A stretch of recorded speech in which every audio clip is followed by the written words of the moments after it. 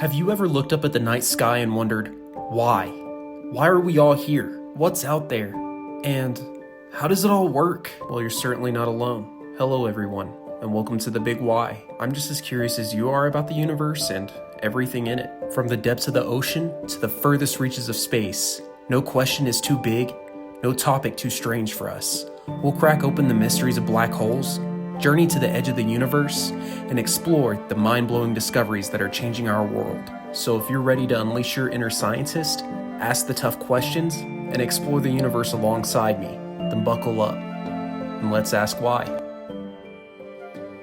Today, we're entering the puzzling world of paradoxes, those mind-bending situations that seem to defy logic altogether. We'll see how these paradoxes, while seemingly illogical, can lead to groundbreaking discoveries and a deeper understanding of the universe. And who knows, maybe one day I'll tell the world about how your paradox helped shape our future understandings. Now, let's start with the classic paradox that has haunted science fiction and philosophy for decades, the grandfather paradox. This thought experiment hinges on the theoretical possibilities of time travel and its potential consequences. Imagine you invent a time machine, a feat that in itself presents numerous hypothetical challenges. Now, let's say you use this time machine and travel back in time. In this scenario, fueled by curiosity or perhaps a desire to fix a past mistake, you end up encountering your own grandfather. However, during this encounter, something unforeseen happens. Maybe you accidentally bump into him, or perhaps your presence alters the course of events, preventing him from meeting your grandmother. Here's where the paradox arises. If your grandfather never meets your grandmother, then your parents wouldn't be born, and consequently, you wouldn't exist. But wait, if you don't exist, how could you have traveled back in time in the first place, setting the chain of events in motion? This seemingly inescapable contradiction is the essence of the grandfather paradox. The concept is credited to French science fiction author René Barjavel, who explored similar themes in his 1943 novel Le Voyageur Imprudent, The Imprudent Traveler. The paradox continues to be a captivating thought experiment, raising questions about the nature of causality, free will, and the potential consequences of manipulating time. It highlights the challenges of comprehending the complexities of time travel and its potential for disrupting the delicate fabric of cause and effect. As we delve deeper into the world of paradoxes, keep in mind paradoxes aren't meant to provide definitive answers. Instead, they serve as powerful tools to stimulate our critical thinking and push the boundaries of our understanding of the world around us. We've all gazed up at the night sky, mesmerized by the twinkling expanse of stars. But have you ever wondered why the sky is dark? It seems like a simple question, but it unveils a profound paradox known as Olber's paradox. Imagine this. If the universe stretches infinitely outward and is uniformly filled with stars, then shouldn't every line of sight eventually bump into a star? In this scenario, regardless of which direction we look, our gaze would land on a star, and the night sky would be ablaze with constant blinding light. This contradicts our reality. The night sky is mostly dark, with stars scattered like scattered diamonds across a vast canvas. So, where's the flaw in our initial assumption? The paradox is named after German astronomer Heinrich Olbers, who formalized the concept in the early 1800s. While the paradox seems to suggest a flaw in our understanding of the universe, it actually led to groundbreaking discoveries. One explanation lies in the finite age of the universe. Light travels at a finite speed. Even the nearest star are millions of light years away. This means that the starlight we see has been traveling for millions of years. Looking out into the cosmos is akin to looking back in time. If the universe is young, we simply haven't had enough time for light from all the distant stars to reach us, leaving vast stretches of darkness. Another factor is the distribution of stars. Stars aren't uniformly scattered throughout space. They tend to clump together in galaxies with vast stretches of emptiness in between. Our own Milky Way galaxy contains billions of stars, but the space between galaxies is largely devoid of them. This clumping explains why we see starry patches in some areas of the night sky and darkness in others. Furthermore, interstellar dust plays a role. Dust particles scattered throughout space can absorb and scatter starlight, further dimming the overall intensity of light reaching us from distant stars. Olber's paradox, despite its seemingly contradictory nature, serves as a powerful example of how scientific paradoxes can push us to reevaluate our assumptions and lead to new discoveries. It highlights the importance of considering factors like the finite speed of light, the distribution of matter in the universe, and the role of interstellar dust in shaping our view of the cosmos. Let's shift gears from the vastness of space to the intricate world of sets. In mathematics, sets are collections of objects or ideas. But what happens when the concept of sets itself leads to a mind-bending contradiction? Enter Russell's paradox. This paradox, formulated by the brilliant mathematician and philosopher Bertrand Russell in 1901, exposed a fundamental flaw in early attempts to axiomatize set theory, which means building a logical foundation for sets. Now imagine a library. This library contains countless books on various subjects. Now consider a special collection within this library, a set of all sets that do not contain themselves. For instance, the set of all red books wouldn't be a part of this special collection because it contains itself, the set of all red books. Does this special set containing sets that don't contain themselves contain itself? If it does contain itself, then it violates its own defining principle. It shouldn't contain sets that contain themselves. But if it doesn't contain itself, then according to its definition, it should be included in the collection since it doesn't contain itself. This seemingly simple question leads to a logical contradiction. Russell's paradox exposed a loophole in how sets were being defined, forcing mathematicians to refine the foundations of set theory. The resolution involved developing more rigorous axiomatic systems for set theory, like Zermelo-Fraenkel set theory, or ZFC, which is widely accepted today. ZFC carefully lays out the rules for how sets can be formed and avoids paradoxes like Russell's. While Russell's paradox might seem like a purely mathematical problem, it highlights the importance of clear definitions and logical consistency in any system of thought. It's a reminder that even seemingly basic concepts can lead to unexpected challenges, prompting us to refine our understanding and strengthen the foundations of knowledge. We've explored paradoxes that challenge our ideas about time, space, and even the foundations of mathematics.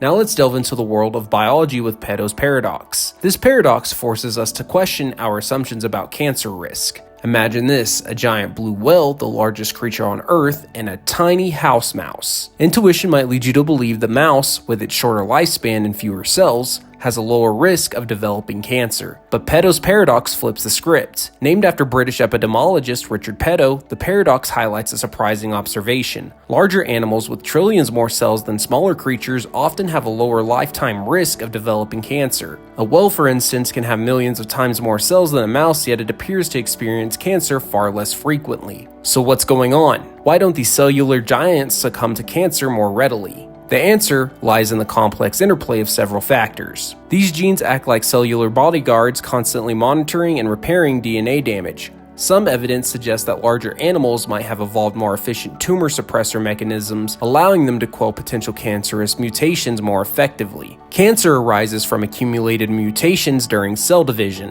While a whale has many more cells, it also divides its cells at a slower rate compared to a fast-breeding mouse. This slower rate of cell division translates to fewer opportunities for mutations to occur and progress into cancer. Repairing DNA damage isn't without drawbacks. The repair process itself can introduce errors, and sometimes these errors might contribute to cancer. Larger animals, with slower cell division, might have a more measured approach to DNA repair, minimizing the risk of introducing new errors. Peto's paradox is a powerful reminder that our understanding of cancer is still evolving. Scientists are actively researching the underlying mechanisms that protect larger animals from cancer. This paradox has the potential to unlock new insights into cancer prevention and treatment strategies that could benefit all living beings, regardless of size. By exploring these paradoxes, we see how seemingly contradictory situations can push scientific inquiry forward. Peto's paradox compels us to reevaluate our assumptions about cancer and delve deeper into the fascinating world of cellular life. We've explored paradoxes that bend our minds with time, travel, the vastness of space, and even the nature of sets. Now, let's get philosophical with the Newcomb Paradox, a thought experiment that forces us to grapple with choice, destiny, and a cool $1,000,000. Imagine yourself in a unique game with a powerful entity often referred to as a predictor. This predictor can be either omniscient, all-knowing, or just really good at guessing. Here's the deal. You stand before two boxes, a clear one, box A, and a mysterious opaque one, box B.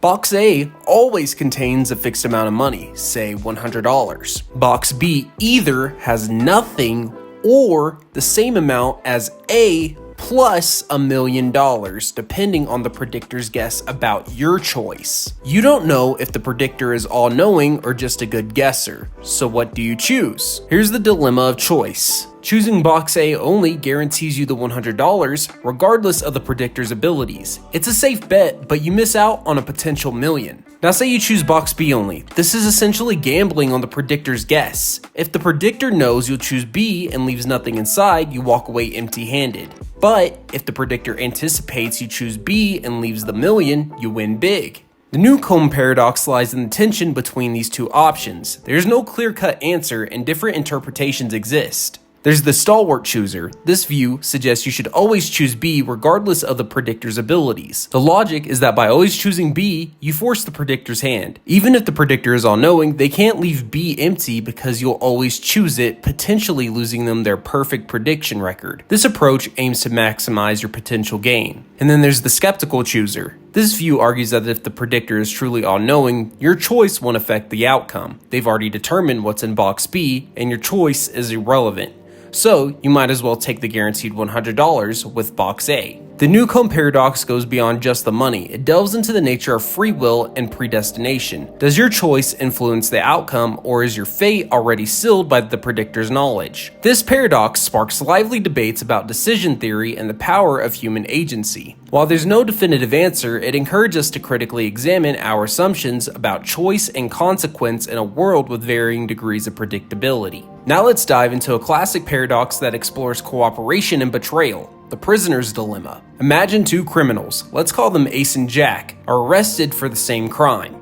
The authorities, lacking solid evidence, decide to interrogate them separately, offering a deal. If both Ace and Jack confess or defect, they each get a 2-year sentence. If one confesses, defects, while the other one stays silent, cooperates, the narc, the defecting one, goes free, while the silent partner gets a harsh 3-year sentence. Now, if both Ace and Jack refuse to confess and cooperate, they each get a light 1-year sentence. The crux of the prisoner's dilemma lies in the tension between individual gain and collective benefit. Here's why it's a paradox. From an individual standpoint, confessing, or again defecting, seems like the safer bet. You guarantee yourself a lighter sentence, either no time or 2 years, compared to the risk of a harsher sentence, 3 years if your partner betrays you.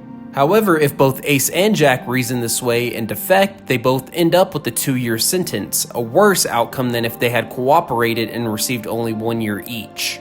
The prisoner's dilemma highlights the conflict between the immediate benefit of securing a lighter sentence by confessing or the advantage of cooperation leading to a better outcome for both parties in the long run. The prisoner's dilemma extends far beyond criminal interrogation. It serves as a model for various real-world scenarios that involve cooperation and competition. Companies might be tempted to undercut each other for short-term gains, but cooperation can lead to a more sustainable market in the long run. Countries might hesitate to implement strict environmental regulations fearing economic drawbacks, but collective action is crucial for a healthier planet. By exploring the prisoner's dilemma, we gain valuable insights into the complexities of cooperation and the importance of considering both individual and collective benefits when making decisions. It's a reminder that sometimes trust and collaboration can lead to better outcomes for everyone involved. Now let's dive into the realm of probability with the Sleeping Beauty problem. This thought experiment forces us to consider memory and its roles in calculating chance. Imagine a young woman, Sleeping Beauty, volunteers for a scientific experiment. Here's the setup. A fair coin is flipped. With heads, Sleeping Beauty is woken up once, asked a question, and then put back to sleep with a memory-erasing drug. On tails, Sleeping Beauty is woken up twice, asked the same question each time, and then put back to sleep with a memory-erasing drug. The key question Sleeping Beauty is asked upon waking is, what is the probability the coin landed heads? Here's the twist. Sleeping Beauty has no memory of being woken up before. So, should she answer based on the single coin flip or consider the number of times she's been woken up? The Sleeping Beauty problem sparks debate among probabilists. Here are the two main perspectives. Number one being the halfer. This view argues that Sleeping Beauty should answer 50%. They reason that the coin flip determining the number of awakenings happens independently of her own awareness. Regardless of how many times she's woken, the coin itself has a 50-50 chance of landing heads. The next perspective is the thirder.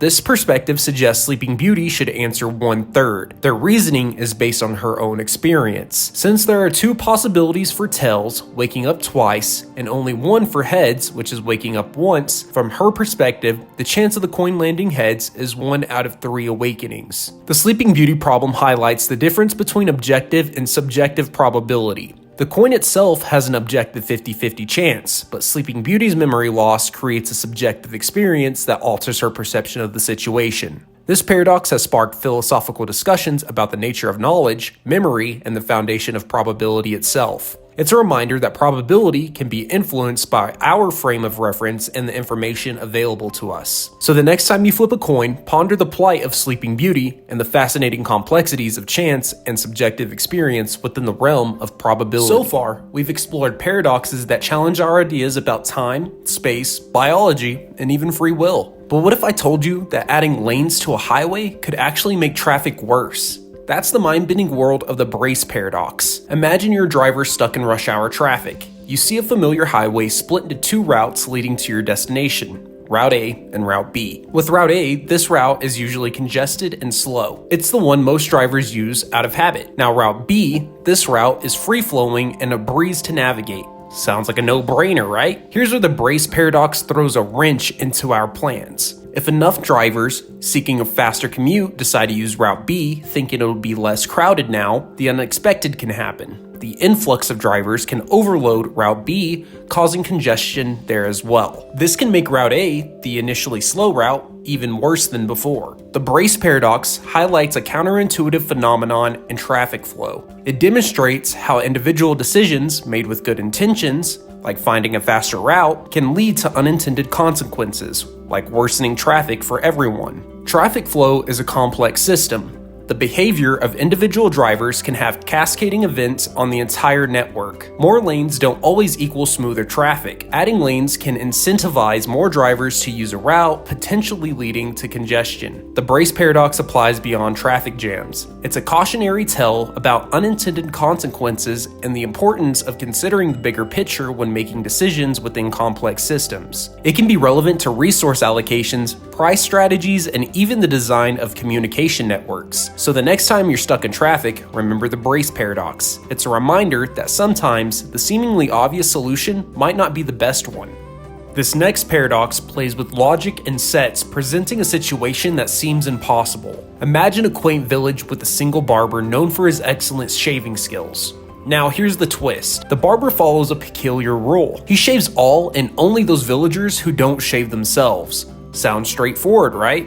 Not quite. The paradox arises when we consider the barber himself. If he shaves himself, then he wouldn't belong to the group of people he shaves. This contradicts his own rule. If he doesn't shave himself, then according to his rule, he falls into the category of people he shaves. By his own definition, he must shave himself. This also contradicts the rule. No matter which option we choose, we end up with the contradiction. The barber can't exist following his own rule. The Barber Paradox might seem like a playful thought experiment, but it highlights the limitations of certain logical systems, particularly those involving self-referential statements. It demonstrates how seemingly simple rules can lead to unexpected complexities. The Barber Paradox can be seen as a challenge to naive set theory, where a set can be defined based on any property. In this case, the set of people who don't shave themselves creates a paradox when the barber himself is considered. While seemingly abstract, the Barber Paradox has applications in computer science when dealing with self-modifying code or recursive functions. It reminds us to be cautious of circular logic and ensure clear definitions to avoid unexpected outcomes.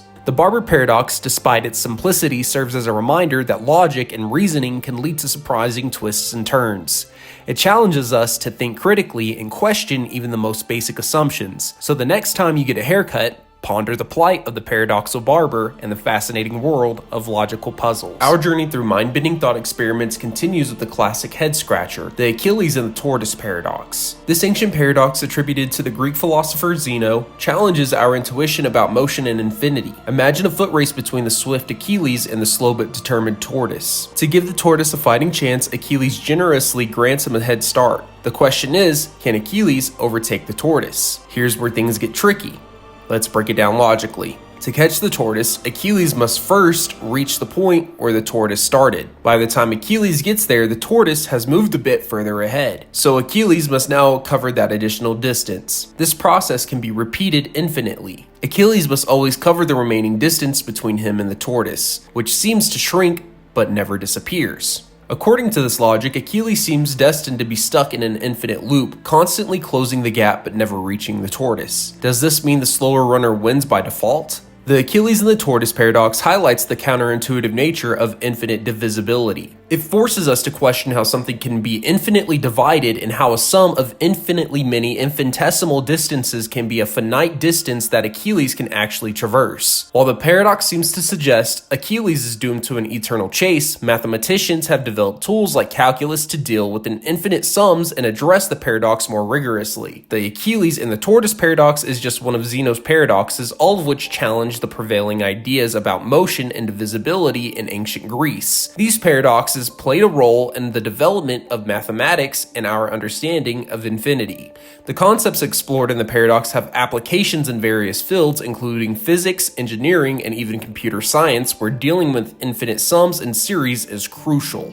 The Achilles and the Tortoise paradox, despite its age, continues to spark discussions about infinity, motion, and the limitations of our everyday intuition. It's a reminder that the universe can be a more complex place than it seems, and even the simplest concepts like race can challenge our understanding of mathematics and the very fabric of reality. Now let's dive into the realm of quantum mechanics, with a paradox that has captured the imagination of physicists and cat lovers alike. Imagine a mischievous scientist, or perhaps a curious cat owner, places a poor feline in a sealed box along with a radioactive source, a vial of poison, and a Geiger counter, which is a device that detects radiation. The setup is rigged such that if the radioactive source decays, which is at least 50% chance of doing in a given hour, it triggers a mechanism that releases the poison, killing the cat. In the bizarre world of quantum mechanics, particles can exist in multiple states simultaneously until observed. So, before we open the box, the radioactive source can be both decayed and not decayed at the same time. Following this logic, the cat, linked to the fate of the radioactive source, must also be in a superposition, alive and dead at the same time. Schrödinger's cat, devised by Erwin Schrödinger, is not meant to be a practical experiment, but rather a thought experiment to illustrate the strangeness of quantum mechanics. It highlights the concept of superposition and the difference between the quantum world and our everyday experience. The paradox forces us to confront the measurement problem in quantum mechanics. A system exits superposition and collapses into a definite state only when observed. This raises questions about the nature of reality and the role of the observer. While the thought experiment uses a cat, the concept of superposition applies to any quantum system, not just furry companions. Schrödinger's cat, despite its seemingly absurd nature, has been a valuable tool for understanding the counterintuitive nature of quantum mechanics. It continues to spark discussions about the nature of reality, the role of measurement, and the strange laws that govern the microscopic world. So the next time you encounter a closed box, remember Schrödinger's cat. It's a reminder that the universe can be a much stranger place than we might imagine. Our journey through paradoxes has reached its end, for now, but there are still countless paradoxes to explore. So if you're curious to hear more, let me know in the comments below. Thank you for watching. My name's The Big Y. Don't forget to drop a like, and if you're new to the Why Not family, a follow, and I'll catch you guys in the next video.